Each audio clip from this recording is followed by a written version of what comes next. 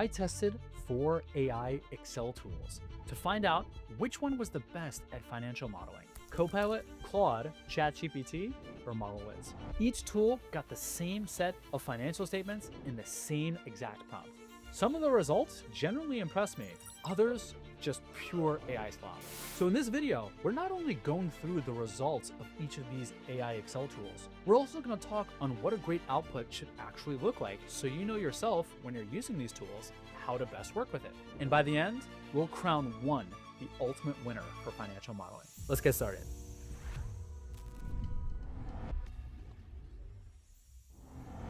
All right, so let's lay out the rules for what we're going to be doing here. First, I'm going to be using the same exact prompt across each tool. Now, I don't want to overcomplicate it with a 3-page prompt, so I felt that this over here was the best balance for a prompt that I would actually give to an analyst. Next, let's talk about the actual version of the models that we're using. For Claude, we're using 4.7. For ChatGPT, we're actually using the actual LLM rather than the ChatGPT in Excel tool for this reason over here that you can see ChatGPT reciting. And that's going to be the thinking version 5.5. Now for Copilot, it's a little bit tricky because technically Copilot as an LLM doesn't really exist. It instead uses other models. And if you're confused, you're not the only one. I asked Copilot before I ran the prompt which model it's using, and it gave me this answer over here, making me think that it was just ChatGPT. After I then ran the prompt and it generated the file, I again asked it what model it's using, and this time it told me that it's using Claude 4. Copilot can be tricky. It has its auto feature and doesn't always tell you which one that it's using. I'm also on the free plan there, so that could be the reason why I wasn't able to choose my model. And then for Model Wiz, well, I'm biased there, so I'm not going to actually rank that compared to these other tools, but I will use the output from Model Wiz to show you what I think a proper financial model should look like. And by the end, you could let me know if you think that our tool is better than the others. All right, so now let's see how they all did. Now, in terms of timing, this was the actual result. Now, in terms of the data that I fed each of these LLMs, I have now an income statement exported from my accounting software, and then I also have a balance sheet. All right, so now let's see how they each did, starting with the most important part of this test, accuracy. But first, a quick heads up. I'm hosting a free 2-day strategic finance summit on July 14th and July 15th. We have some of the top voices in finance joining us, and I'll personally be leading 6 hands-on workshops covering financial reporting, forecasting, dashboards, and the Excel systems that strategic finance teams actually use. You'll also get access to a bunch of free templates, visuals, and resources to help you level up at work. Now, it's completely free, but the spots are limited. The link is in the description. Sign up now, and I'll see you there. All right, now back to the video.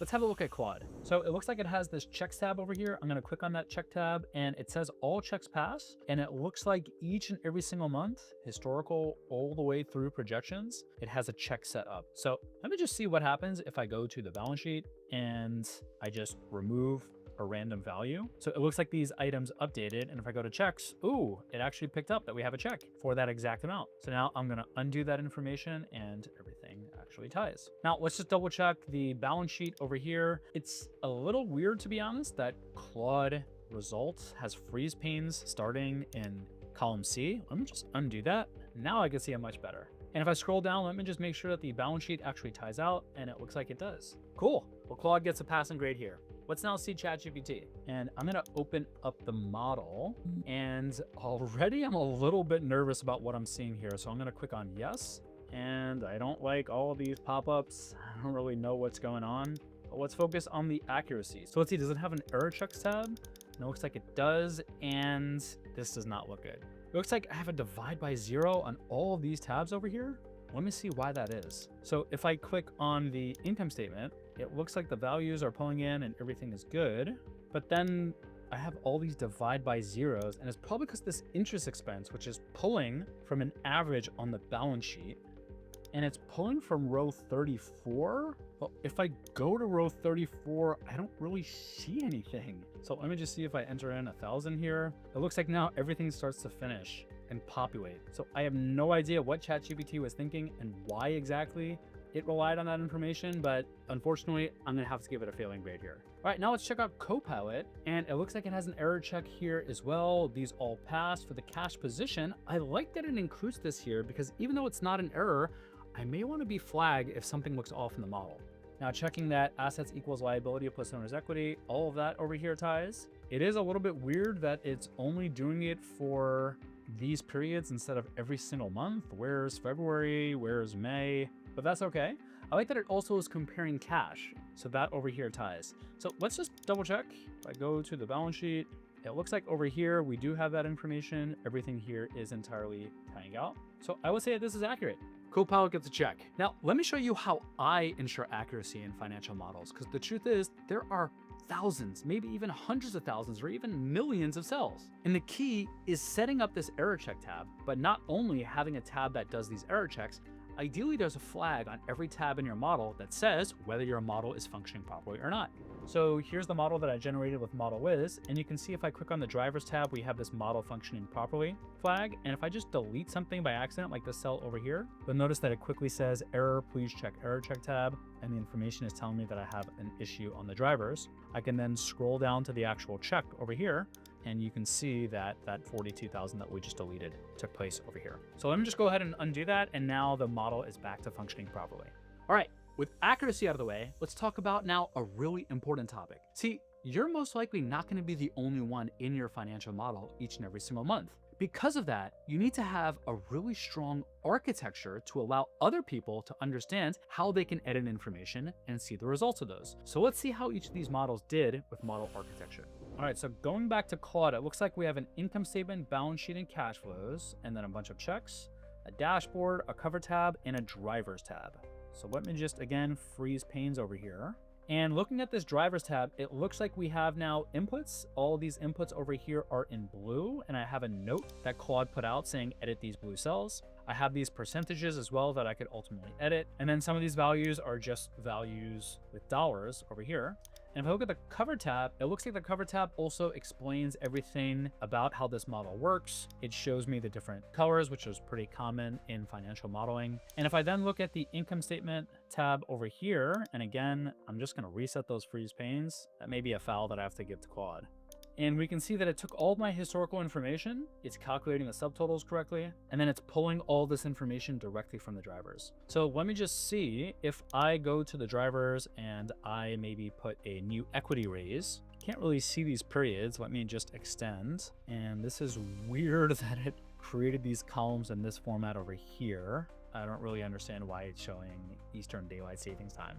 But let me just enter in $1 million for a new equity raise. And if I then go to the cash flow statement, well, it looks like the cash flow statement has nothing for historicals, which is a little bit odd, but I guess we're pulling that in ourselves. And if I look now at the projections, I do see that $1 million flow through. I check my checks tab and all the checks still pass. So I would say this holds up. This did a pretty good job of keeping the structure properly. I like that I have this drivers tab where I can consolidate all my assumptions and make those updates as it flows through to the rest of the model. Let's check back on our buddy ChatGPT. All right, so here it looks like we have a historical P&L and a historical balance sheet tab. This is the information that I fed it. And if I look at drivers assumptions, it looks like it also has assumptions, but I'm not crazy about the fact that these assumptions are for just one period in time. That means that every single month into the future, all of the values that I have over here need to be edited in just that one cell. I can't say something for January versus March versus April or whatever. Let me see what this README tab does over here. So this is some information on the workbook structure, which I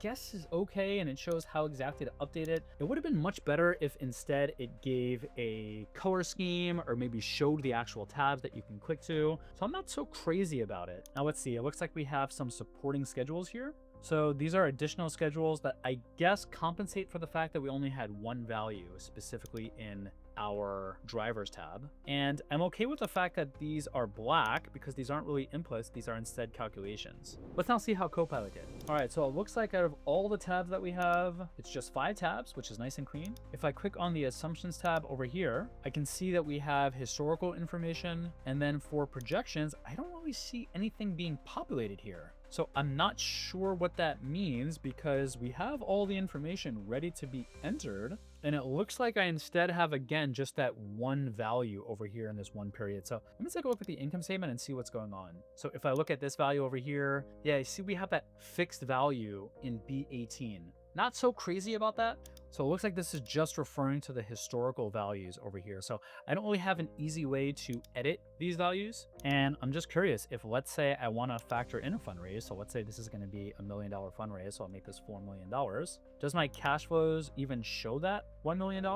It would be under financing activities, specifically in February 2026. And I don't really see that here. So does that mean that my balance sheet doesn't tie? Oh my God, it doesn't. So what is the cash flow then actually pulling from? It's not pulling from anywhere. It's just showing zero. So this is the entire reason to me why you can't just rely on these Excel AI agents. You really need to understand what you're doing, because if you were to submit this to your boss or to a client, this could literally mean the end of your engagement. All right, now let me show you how I set this up. So first, for the historical values, I like to unpivot that information so that it comes in a table like you see here. This is an unpivoted profit and loss, and the same thing for my balance sheet. So think of this as kind of like a trial balance for multiple periods stitched together. I then have this helper table over here where I can see all of my accounts and the details behind them. So this drivers tab then, just like those other models, bring in all of my historical values, and then it makes it really easy for me to project. Now, I also have this instructions tab. This instruction tab tells the reader what colors do what. I can click on any of these tabs to then be taken to those tabs or read what exactly is happening. I can understand if it's an input tab or a source tab or an output tab. And finally, I could also click something like this and be taken to a video on how exactly this works. All right, so let's go back to that drivers tab. And one of my favorite things to do in a financial model, especially for those very simple projections, is to just include a basic toggle where users can choose any forecasting method they want. So watch this. Instead of 6-month average, I'm going to change this to the prior month, and I'm going to remove that buffer. So now whatever I have in the prior month is showing here. And I can also just change this to, let's say, a monthly assumption, and I can put in $5,000. Now all the information populates. Now the truth is, most financial models have more comprehensive projections like headcount tabs or CapEx tabs or accounts receivable projections. I have a way of doing that also, but for the purpose of what we're showing here, I'm just going to keep it simple with what you see. So what I like about my design is that I can see all the historical information. I can enter in all the projected information for each and every period, and that flows through into my 3-statement model. Now, I also like the fact that I have this annual and quarterly roll-up so that it becomes really easy to analyze information wherever I want. Now, you'll notice that all this information just pulls directly from the drivers. So again, if I go back to the drivers tab and I just overwrite this to 4 million, if I then go to the cash flows tab, you'll see that 1 million populated right over here. So this makes it really easy for the readers of my financial model to be able to then edit the information. But we got one more test. Design. See, I'm a huge believer that your work as a finance leader needs to look professional. And most people make the mistake of just having an ugly design, unformatted with grid lines and poor colors, which instantly hurts your credibility. So let's see how each of these models actually did. All right, starting with Claude, let me take a look at this dashboard tab over here. And I guess it does have the data, it's accurate, but do I consider this pretty? Not really. The colors are just these default colors from charts. It has way too much information over here. These KPI cards maybe are a little bit better, but a little bit too colorful. Let's see how ChatGPT did. All right, so for ChatGPT, oh God. Oh, I don't even know what I'm looking at over here. I don't even see any data. Are these hidden rows? Maybe they are. Let's unhide that. I don't care if you have the most accurate projections in the world. If this is what you're sharing with someone, I can promise you it is not going to land well. All right, let's see how Copilot did. All right, so this table isn't too bad. And the charts, again, not crazy about how many actual periods it's showing, not crazy about the design, but I'll give this a passing grade. This isn't really too bad. Let me now show you how I do dashboards. All right, so first, this is probably my favorite view because it allows you to really summarize what's happening in a business with just 8 key metrics. And you'll notice that it's not just these 8 key metrics, it's also a comparison against a prior period or a prior year. And I love the fact that I could also just take this information and change this to this quarter, and all that information updates accordingly. But most businesses want to understand their full financial picture, and while this is helpful for a starting point, it oftentimes isn't enough. So for that, I like to include these summary financials, where I could analyze all 3 of my financial statements, showcasing the values on a custom basis or an annual basis, quarterly, or even monthly. Now, this is a really fun trick using conditional formatting, where this divider over here will separate the actuals from the projections, making it really easy to then showcase that transition. All right, so what's the final result? Which is the best tool to use? Which one performed the best? Well, I can tell you which one performed the worst, and that's ChatGPT. Now, I'm a little bit surprised because I tried out ChatGPT in another video, and I was actually pretty impressed with the outcome. But that mainly involved me creating an image in ChatGPT and bringing that image then into an Excel file. The fact that it had all these errors everywhere and the design was just so awful, that puts it in last place for me. We then have Claude and Copilot, and in many ways, it's not a fair comparison because these are kind of the same models. Sure, Copilot has its own proprietary technology that interacts with Claude as an LLM that can give you different results. But to me, the LLM is probably the most intelligent part of all of this. The rest is just utilizing the right tools and knowing when exactly to use them. And if I work directly with Claude, well, that allows me to utilize the most recent version of Claude, whereas Copilot may have an older version. So the winner to me, probably to no one's surprise, it's going to be Claude. But the truth is, I think our tool Model Wiz did a much better job than all these LLMs. And I'm not too surprised that that was the conclusion because I've been building this for the last 6.5 years, putting my blood, sweat, and tears into that. And already tons of senior finance professionals are using our tool to deliver maximum value in their work each and every day. But the truth is, even though it's an Excel tool, you can't really prompt it and have it make changes for you. A lot of it is very specific to a workflow in creating a financial model, or at least that's as of today. Come find me in a year and we'll see where we are. Now, again, it doesn't matter which tool you use, it matters that you actually understand these fundamentals. And for that reason, I suggest that you watch this video right here, where I'll teach you how to build a 3-statement model entirely from scratch in just a matter of minutes. I'm Josh, your CFO guy, and I'll catch you next time.